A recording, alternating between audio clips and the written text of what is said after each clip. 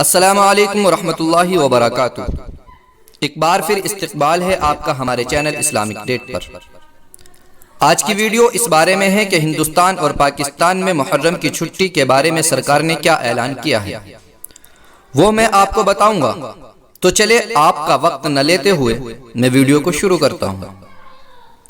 پہلے ہندوستان سرکار نے یہ اعلان کیا تھا کہ محرم کی چھٹی 19 اگست یعنی جمعرات کو ہوگی، لیکن اب اس میں بدلاؤ کیا گیا ہے اور اب یہ بتایا گیا ہے کہ سرکاری چھٹی 19 اگست کو نہیں بلکہ 20 اگست کو ہوگی۔ جی ہاں، 20 اگست کو جمعے کے دن سرکاری چھٹی ہے۔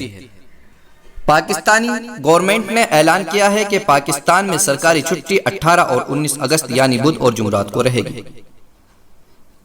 بس میں انہی چند باتوں کے ساتھ آپ سے ودا لیتا ہوں۔ کل ملتا ہوں اگلی ویڈیو میں نئی باتوں کے ساتھ۔ بس آپ سے ایک چھوٹی سی درخواست ہے کہ آپ ہمارے چینل اسلامک ڈیٹ کو ضرور سبسکرائب کر لیں تاکہ آپ کو روزانہ اسلامی تاریخ ملتی رہے۔ السلام علیکم ورحمۃ اللہ۔